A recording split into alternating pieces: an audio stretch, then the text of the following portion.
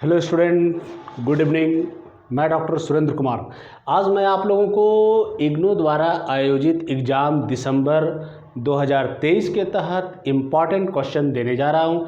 आज मैं आप लोगों को एमए इन हिस्ट्री का जो पेपर है MHI4 का इम्पॉर्टेंट क्वेश्चन दूंगा।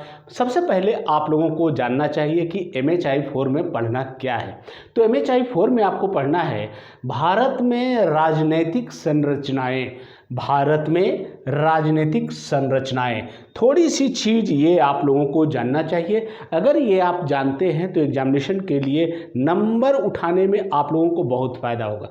जैसे ये आपको 8 क्रेडिट का पेपर है। कितना पेपर का है? ये 8 क्रेडिट का पेपर है। और जो भी 8 क्रेडिट का पेपर होता है उसका एग्जामिनेशन का समय जो होता है वो 3 घंटा होता है। उसके बाद उसका जो अधिकतम अंक होता है वो 100 मार्क्स का एग्जाम होता है। लेकिन बहुत सारे स्टूडेंट पूछते हैं कि सर इसका पासिंग मार्क्स क्या है। तो मैं आप लोगों को बता दूं कि इसका पासिंग मार्क्स आपका 40 है।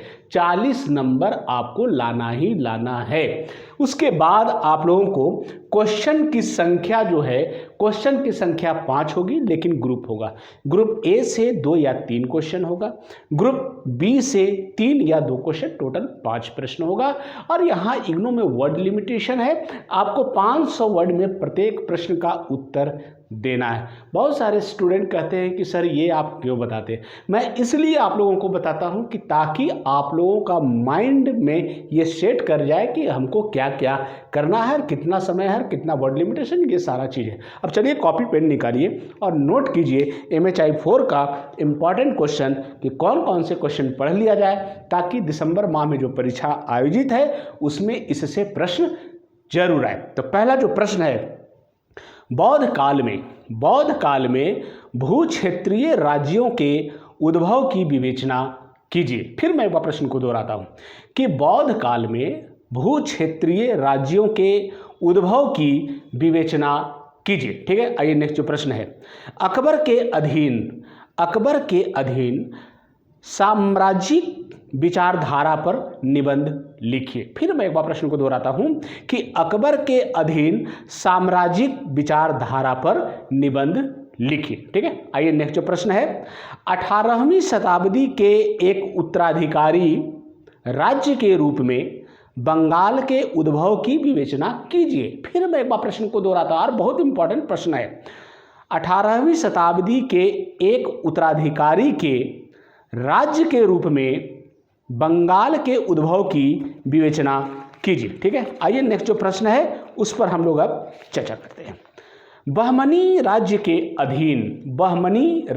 अधीन प्रशासन व्यवस्था का वर्णन कीजिए। फिर मैं वह प्रश्न को दोहराता हूं कि बहमनी राज्य के अधीन प्रशासन व्यवस्था का वर्णन कीजिए। ठीक है, आइए नेक्स्ट जो प्रश्न है, मुगलों के अधीन मनसब व्यवस्था की कार्यप्रणाली का आलोचनात्मक विश्लेषण कीजिए। फिर मैं प्रश्न को दोहराता हूं, और बहुत इंपॉर्टेंट क्वेश्चन है, मुगलों के अधीन मनसब व्यवस्था की कार्यप्रणाली का आलोचनात्मक विश्लेषण कीजिए। ठीक है, आइए नेक्स्ट प्रश्न है, औपनिवेशिक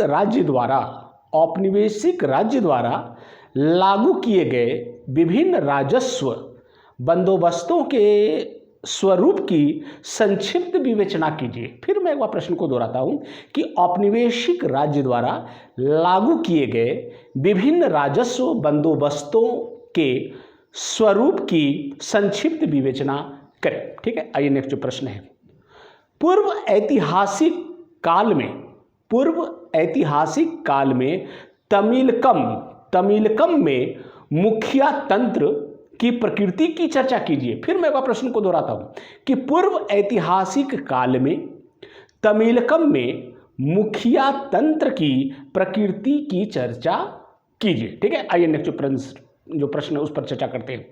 राजपूतों के अधीन राज्य निर्माण की प्रकृति का वर्णन कीजिए। फिर मैं वह प्रश्न को दोहराता हूं कि राजपूतों के अधीन राज्य निर्माण की प्रकृति का वर्णन कीजिए। ठीक है, नेक्स्ट जो प्रश्न है, दिल्ली सल्तनत राज्य की प्रकृति का विश्लेषण कीजिए। फिर मैं प्रश्न को दोहराता हूं कि दिल्ली सल्तनत राज्य की प्रकृति का विश्लेषण कीजिए। ठीक है, आइए नेक्स्ट जो प्रश्न है उस पर चर्चा करते हैं।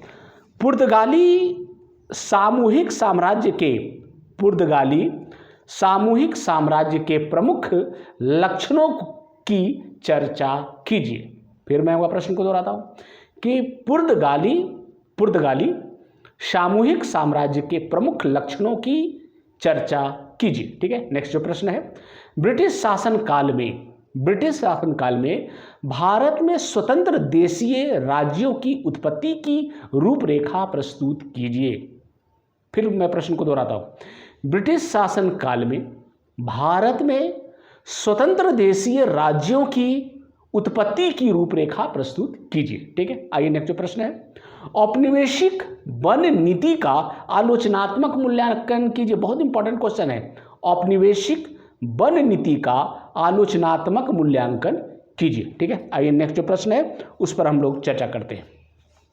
कुषाण राज्य के स्वरूप का विश्लेषण कीजिए। कुषाण राज्य के स्वरूप का विश्लेषण कीजिए। ठीक है, आइए नेक्स्ट जो प्रश्न है, मुगलों के अधीन राज्य के स्वरूप के विषय में विभिन्न मतों का विश्लेषण कीजिए। फिर मैं वह प्रश्न को दोहराता हूं, मुगलों के अधीन राज्य के स्वरूप के विषय में विभिन्न मतों का विश्लेषण कीजिए। ठीक है, आइए नेक्स्ट जो प्रश्न है, पल्लवों के अधीन प्रशासनिक व्यवस्था का विश्लेषण कीजिए। पल्लवों के अधीन प्रशासनिक व्यवस्था का विश्लेषण कीजिए। एंड लास्ट जो प्रश्न है, दक्कन में 18वीं शताब्दी में मुगलों तथा निजाम के अधीन प्रशासनिक व्यवस्था का वर्णन कीजिए। दक्कन में 18वीं शताब्दी में मुगलों तथा निजाम के अधीन प्रशासनिक व्यवस्था का वर्णन कीजिए। ये मैंने 15-16 प्रश्न आप लोगों को दिया है और मुझे आशा है, पूर्ण विश्वास है कि परीक्षा में इससे प्रश्न जरूर आएंगे। एक चीज़ और मैं बता दूं कि मेरे YouTube चैनल पे इसका उत्तर उपलब्ध है, आप वहां जाकर भी देख सकते हैं। थैंक यू, धन्यवाद।